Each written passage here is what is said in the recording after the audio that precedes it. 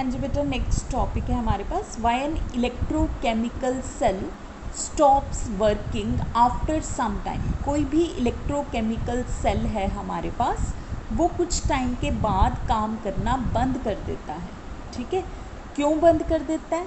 क्योंकि कोई भी इलेक्ट्रोकेमिकल सेल है उसके लिए ये इक्वेशन फॉलो होती है, that is the Nernst equation.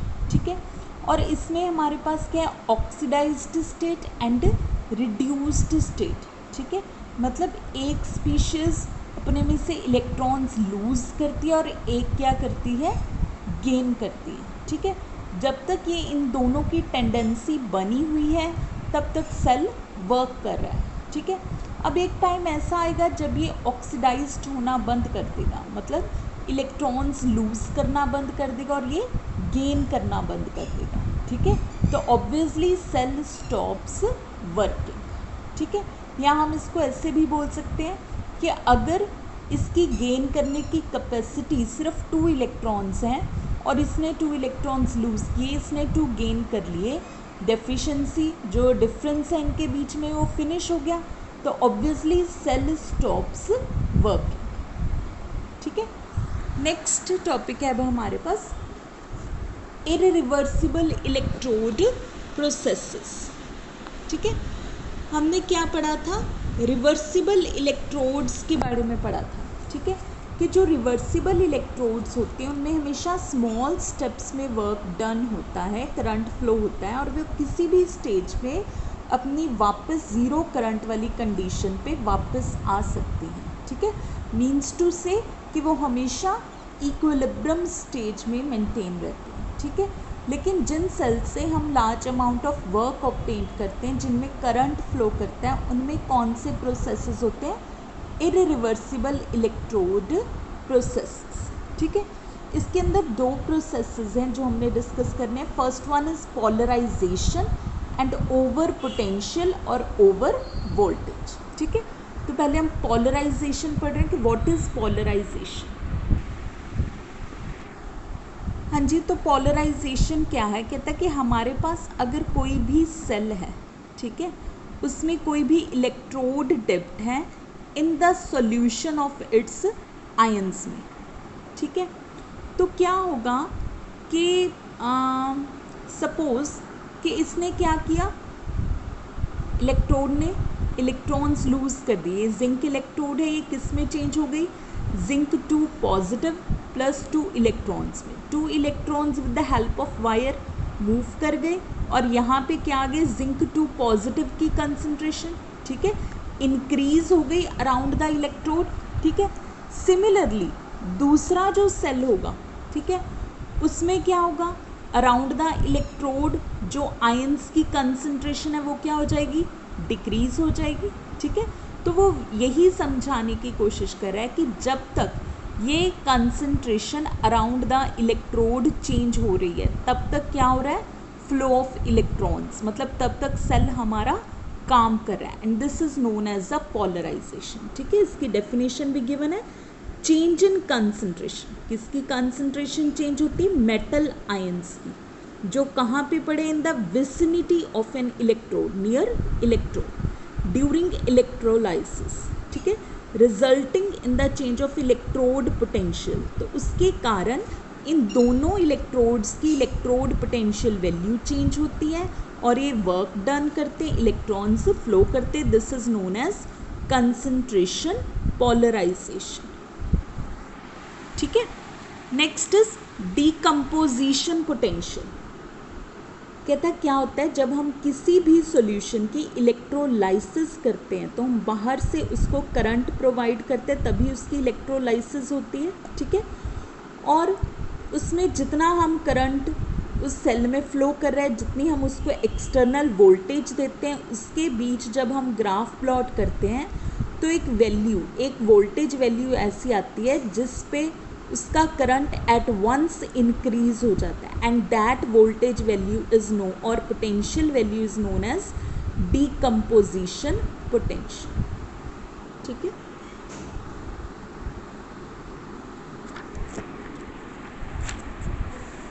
Next is discharge और deposition potential.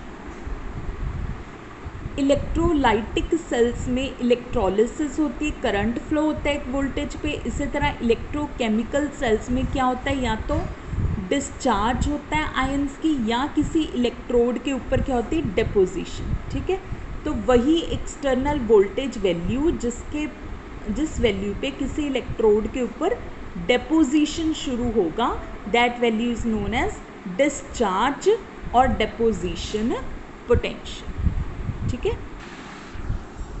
Next is over voltage और ओवर पोटेंशियल। ये क्या होता है, कहता है कि हमने कोई सेल सेटअप करना है। ठीक है, लाइक इधर हमारे पास जिंक इलेक्ट्रोड है, इधर हमारे पास कॉपर इलेक्ट्रोड है। ठीक है, तो इलेक्ट्रोकेमिकल सीरीज से उन दोनों की इलेक्ट्रोड पोटेंशियल वैल्यूज़ हमने देखी और हमने आइडिया लगाया कि इसकी ओवरऑल इलेक्ट्रोड पोटेंशियल कितनी होगी सेल की, या ओवरऑल ईएमएफ वैल्यू कितनी होगी। ठीक है, लेकिन एक्चुअल में जब हमने इस सेल को परफॉर्म किया तो इसने ज़्यादा वोल्टेज पे काम किया, ज़्यादा एक्सटर्नल वोल्टेज यूज़ करके फिर इसने अपने आप में से करंट फ्लो करवाया। तो जो थ्योरेटिकल और प्रैक्टिकल वैल्यू के बीच में डिफरेंस आया, that is known as over voltage. ठीक है, the difference between the potential of an electrode when gas evolution actually observed, चाहे गैस एवोल्यूशन हो, ठीक है, चाहे डिस्चार्ज डिपोजिशन हो, चाहे करंट स्टार्ट हो, between the theoretical and mean observed, actually observed and theoretical value. जो हमने आइडिया लगाया दैट इज़ थ्योरेटिकल वैल्यू, जो हमने ऑब्जर्व्ड किया दैट इज़ प्रैक्टिकल वैल्यू। ठीक है, तो उन वैल्यूज़ में जो डिफरेंस है, जो एक्स्ट्रा पोटेंशियल यूज्ड हुआ, that is known as over voltage और ओवर पोटेंशियल। ठीक है, नेक्स्ट हमारे पास सेम ही कंसेप्ट है, मैंने आपको ऊपर भी बताया कि जब किसी सेल में से करंट फ्लो कर रहा है, ठीक है, तब उसने जितनी एक्स्ट्रा वोल्टेज यूज़ की that is also over voltage. अगर किसी सेल में हाइड्रोजन गैस इवॉल्व हो रही है, उस टाइम जो उसने एक्स्ट्रा वोल्टेज यूज्ड की that is known as hydrogen over voltage. अगर किसी सेल में ऑक्सीजन गैस डिपॉजिट हो रही है या इवॉल्व हो रही है, ठीक है, उस सेल ने जितनी ओवर वोल्टेज यूज्ड की that is oxygen over voltage. ठीक है, तो उसको क्या बोलते हैं, hydrogen over voltage. Next is factors affecting hydrogen over voltage. ठीक है, कौन कौन सी बातें इसको अफेक्ट करती हैं, करंट डेंसिटी, कि उसमें से एकदम से कितना करंट फ्लो हुआ। अगर एकदम से ज़्यादा करंट फ्लो होगा तो वो एक्सटर्नल एनर्जी जो है, एक्सटर्नल बैटरी एक्सटर्नल वोल्टेज भी ज़्यादा यूज़ करेगा, and that would be the reason for over voltage. ठीक है, next is type of cathode material. Sometimes हम इनर्ट इलेक्ट्रोड्स यूज्ड करते हैं, ठीक है, लेकिन प्रैक्टिकली समटाइम्स हमें कुछ और मटेरियल की इलेक्ट्रोड्स यूज़ करनी पड़ती हैं, तो उसके कारण भी एक्सटर्नल एक्स्ट्रा एनर्जी या एक्स्ट्रा वोल्टेज यूज्ड होती है। लाइक जैसे यहाँ पे उन्होंने टेबल बताया है कि अगर हम प्लेटिनम इलेक्ट्रोड यूज्ड करते हैं तो हाइड्रोजन ओवर वोल्टेज 0 वोल्टेज, मतलब 0 वोल्ट पे हाइड्रोजन गैस से इवॉल्व होती है। अगर निकल की यूज़ करेंगे तो स्लाइट एक्स्ट्रा वोल्टेज यूज्ड होती है। ठीक है, next is nature of cathodic surface. Nature means कि उसका सरफेस रफ है या कैसा है। अगर रफ है तो स्लाइटली उस पर रिएक्शन होना या कोई भी गैस एवोल्यूशन होना थोड़ा सा डिफ़िकल्ट हो जाता है और ओवर वोल्टेज वहाँ पे इंक्रीज़ हो जाती है। ठीक है, next is oxygen over voltage. ये मैंने आपको पहले ही बताया कि अगर किसी सेल में हाइड्रोजन गैस इवॉल्व हो रही है, उस टाइम जो एक्स्ट्रा वोल्टेज यूज्ड हो रही है that is hydrogen over voltage. अगर ऑक्सीजन गैस इवॉल्व हो रही है तो that is oxygen over voltage. Next जो टॉपिक है बेटा आपका दैट इज़ मोस्ट इम्पॉर्टेंट, इसमें से एक लॉन्ग क्वेश्चन आपके लिए बनेगा ही, कंसंट्रेशन सेल्स। ठीक है, ये वो सेल्स होते हैं जिनमें किसका डिफरेंस होता है, कंसंट्रेशन का। ठीक है, कंसंट्रेशन पहले हमने पढ़ा ना कि पोटेंशियल डिफरेंस, इलेक्ट्रोड पोटेंशियल का डिफरेंस होता है दो इलेक्ट्रोड्स के बीच में, जिसके कारण एक के पास डेफिशिएंसी और एक के पास एक्सेस होते हैं, and that's why electron flow करते हैं। मतलब फ्लो ऑफ करंट क्यों होता है, ड्यू टू इलेक्ट्रोड पोटेंशियल। यहाँ पे फ्लो ऑफ इलेक्ट्रॉन क्यों होता है, ड्यू टू कंसंट्रेशन डिफरेंस। ठीक है, ये बहुत इंपॉर्टेंट टॉपिक है। So these are known as concentration cells. पहले definition: the cells in which EMF arises not due to any chemical reaction but due to difference in the concentration of electrodes. ठीक है, तो हमारे पास जो concentration difference है वो electrolyte में भी हो सकता है। अगर इलेक्ट्रोलाइट्स में डिफरेंस है तो उसको इलेक्ट्रोलाइट कंसंट्रेशन सेल्स बोलते हैं। अगर इलेक्ट्रोड्स पे कंसंट्रेशन डिफरेंस है तो उसको इलेक्ट्रोड कंसंट्रेशन सेल्स। ठीक है, कंसंट्रेशन सेल्स दो तरह के होते हैं, एक होते कंसंट्रेशन सेल्स विदाउट ट्रांसफरेंस, एक होते कंसंट्रेशन सेल्स विद ट्रांसफरेंस। ठीक है, जो विदाउट ट्रांसफरेंस है वो आगे दो तरह के होते हैं, electrode concentration cells without transference and electrolyte concentration cells without transference. ठीक है, तो पहले हमने कंसंट्रेशन सेल्स पढ़ लिए कौन से होते हैं। ठीक है, फिर उसकी दो टाइप्स होते हैं, विदाउट ट्रांसफरेंस और विद ट्रांसफरेंस। ठीक है, तो पहले हम विदाउट ट्रांसफरेंस पढ़ेंगे। तो ऑब्वियसली विदाउट ट्रांसफरेंस में आगे दो टाइप्स हैं, तो आगे हम दो केसेस पढ़ेंगे। ठीक है, तो हमारे पास क्या आ गया, electrode concentration cells without transference. ठीक है, अब ये इलेक्ट्रोड कंसंट्रेशन सेल्स, ठीक है, हाँ जी बेटा, ये टॉपिक मैं आपको लाइन टू लाइन बुक में से करवा रही हूँ क्योंकि डेरिवेशन है, न्यू है कंसेप्ट आपके लिए बिल्कुल। तो एज इट इज़ जितने स्टेप्स हैं जो हैं आपने करना है, इसलिए मैं आपको इसमें से हर एक चीज़ समझा रही हूँ। ठीक है, तो वो क्या कह रहा है कि इलेक्ट्रोड कंसंट्रेशन सेल है। ठीक है, मतलब कहाँ पे डिफरेंस है, इलेक्ट्रोड पे जो कंसंट्रेशंस हैं वो अलग अलग हैं। तो उसने एक बीकर ले लिया। ठीक है, सॉल्यूशन की कंसंट्रेशन सेम है, दैट इज़ 1 मोलर HCl, लेकिन उसमें जो दो इलेक्ट्रोड्स हैं, हाइड्रोजन इलेक्ट्रोड्स, उस पर हम हमेशा गैस बबल्ड करते हैं, तो उनकी कंसंट्रेशन या कह लो उनका प्रेशर डिफरेंस है। ठीक है, एक इलेक्ट्रोड पे हम गैस बबल्ड करवा रहे हैं प्रेशर P1 पे और एक में करवा रहे हैं एट प्रेशर P2 पे। ठीक है, सबसे पहले हमने इस सेल को रिप्रेजेंट करते हैं। Cell is represented as follows. Left side हमारे पास क्या है, प्लेटिनम की इलेक्ट्रोड है जिस पे हम हाइड्रोजन गैस बबल्ड कर रहे हैं एट प्रेशर P1। उसके बाद हमारे पास क्या है, सोल्यूशन, कौन से आयंस का, H पॉजिटिव, जिसकी कंसंट्रेशन या एक्टिविटी कितनी है, A से रिप्रेजेंट कर रहे हैं।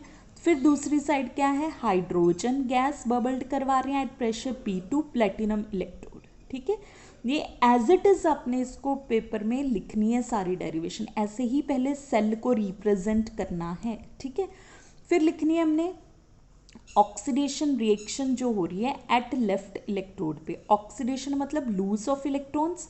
यहाँ पे जो हाइड्रोजन पड़ी है एट प्रेशर P1, उसने एक इलेक्ट्रॉन लूज कर दिया, किस में चेंज होगी, H पॉजिटिव, और वो H इलेक्ट्रॉन तो मूव करेगा with the help of fire.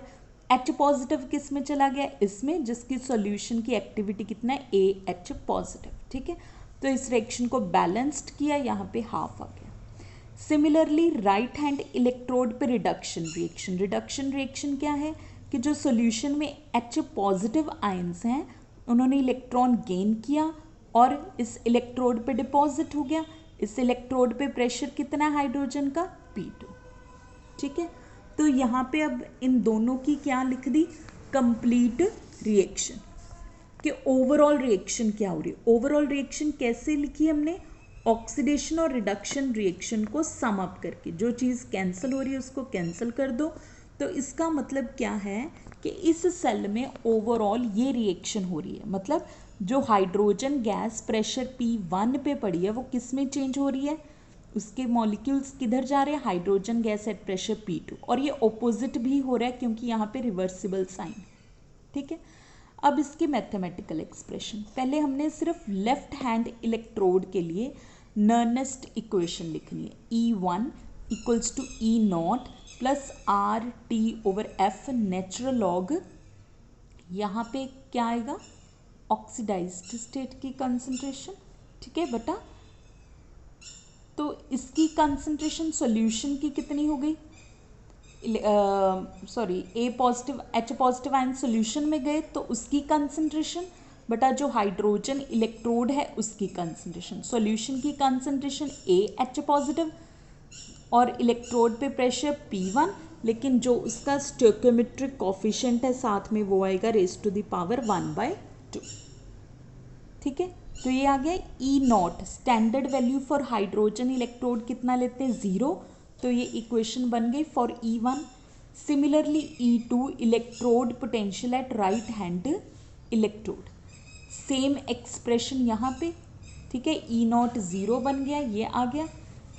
Overall cell EMF of the reaction E right minus E left, मतलब E2 माइनस E1, दोनों की वैल्यूज माइनस कर दी। RT/F नेट कॉमन आ गया, क्या बचा, natural log A of H positive minus pressure P2 raise to power 1/2। ठीक है, minus RT/F, ये RT/F कॉमन आ गया, AH पॉजिटिव वाली टर्म्स कैंसिल हो गई, ये बच गया हमारे पास। ये पॉजिटिव है, इसको ऊपर लिख दिया, इसको नीचे, 1/2 आगे आ गया। तो ये पूरा क्या बन गया, expression for the electrode concentration cells without transference. ठीक है, नेक्स्ट उसने आर्टिकल दिया electrode concentration cells consisting of amalgam electrodes. ये आर्टिकल पिछले आर्टिकल से बिल्कुल सेम है, सिर्फ जो यहाँ पे इलेक्ट्रोड शो कर रहा है उसके ऊपर अमलगम मतलब मरकरी की कोटिंग है।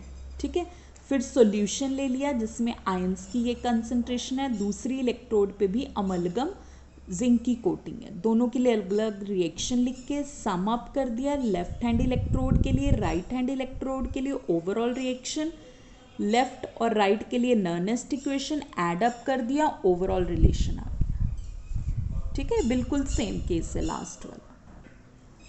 नेक्स्ट अब न्यू टाइप आ गई हमारे पास, second electrolyte concentration cells without transference. ठीक है, अब किसकी कंसंट्रेशन में डिफरेंस है, इलेक्ट्रोलाइट। इसके 3 केसेस हैं। सबसे पहले जब हमने 2 बीकर्स अलग अलग लिए हैं, ठीक है, और उनको कनेक्टेड किया है बाय सॉल्ट ब्रिज।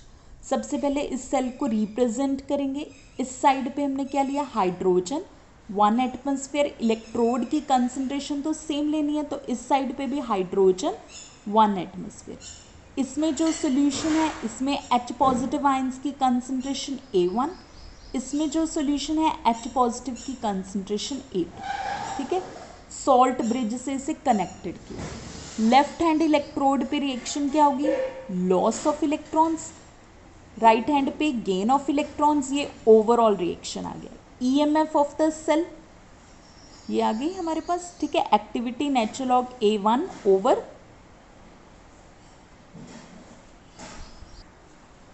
ओवर इसका प्रेशर लिख रहे हैं P1, वो कितना है 1 एटमॉस्फेयर, तो A1/1 आ गया। ठीक है, इसको 0 पुट कर दिया तो ये expression RT/F natural log A1। इसी तरह से दूसरे केस में राइट हैंड हाफ सेल के लिए नर्नेस्ट इक्वेशन लिख ली, उधर एक्टिविटी A2 है तो ये एक्सप्रेशन आ गया। ओवरऑल EMF के लिए E2 माइनस E1 सब्ट्रैक्ट कर दिया तो ये आ गया। मतलब इस सेल की ओवरऑल EMF किस पे डिपेंड कर रही है, दोनों इलेक्ट्रोलाइट या दोनों सॉल्यूशंस की एक्टिविटीज़ पे। ठीक है, सेकेंड टाइप आ गई कि जब क्या है हमारे पास zinc electrodes dipped in zinc sulphate solution of different concentration so electrode. ये बिल्कुल सेम केस है, उसमें उसने हाइड्रोजन इलेक्ट्रोड्स ली थी। ठीक है, कंसंट्रेशन उनकी सेम थी। यहाँ पे जिंक इलेक्ट्रोड्स ले ली, कंसंट्रेशन सेम है। वहाँ पे सॉल्यूशंस की कंसंट्रेशन डिफरेंट थी, यहाँ पे भी सॉल्यूशन की कंसंट्रेशन डिफरेंट है। तो ये आप खुद करोगे सारा same article. Electrolyte concentration cells में एक और केस आ गया कि जब हम 2 सेल्स का जो इफेक्ट है उसको आपस में कनेक्ट कर रहे हैं। ठीक है, तो एक साइड पे हमने क्या लिया, हाइड्रोजन की इलेक्ट्रोड ले ली जिस पे pressure 1 atmosphere, solution HCl having activity A1। दूसरी साइड पे हमने क्या लिया, सिल्वर क्लोराइड का सॉल्यूशन, पाउडर फॉर्म में सिल्वर क्लोराइड, और इलेक्ट्रोड कौन सी है, सिल्वर।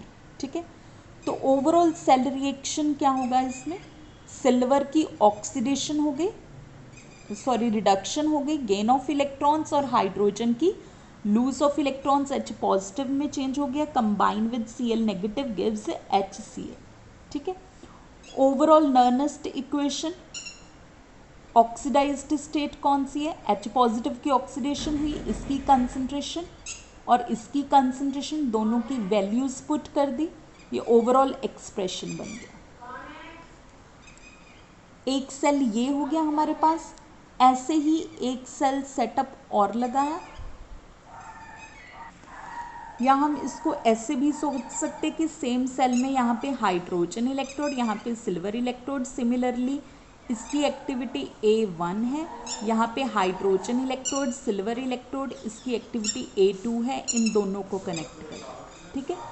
सिमिलरली सेकेंड सेल की इक्वेशन जैसे फर्स्ट की है वैसे ही second, overall reaction, overall reaction, overall EMF, overall EMF, यहाँ पे एक्टिविटी चेंज होगी सोल्यूशन की 1/A2, ठीक है। नट शेल निकालना है E1 माइनस E2, चाहे E2 माइनस E1 भी कर सकते हो, ठीक है। तो ये सारा सॉल्व करके हमारे पास ये एक्सप्रेशन आ गया, जैसे हम लास्ट टाइम के लास्ट 2 आर्टिकल्स में किए, ठीक है। क्लियर हो गया।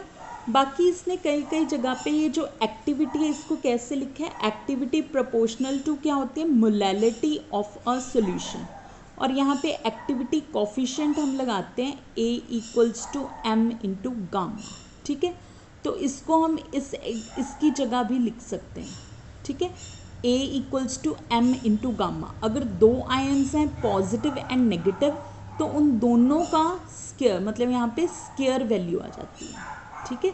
तो ये वैल्यूज़ आपने इसमें पुट कर देनी है और ये ओवरऑल एक्सप्रेशन हमारे पास ये आ गया। ये जो टॉपिक है कंसंट्रेशन सेल्स बहुत ज़्यादा इम्पॉर्टेंट है, इसमें से एक केस एक डेरिवेशन आपको पेपर में आएगी ही आएगी, और हायर क्लासेस के लिए भी, ठीक है। तो इसको ज़रूर पढ़ना, कोई भी प्रॉब्लम किसी भी स्टेप में आ रही है तो आप मुझसे डिस्कस कर सकते हो, ठीक है।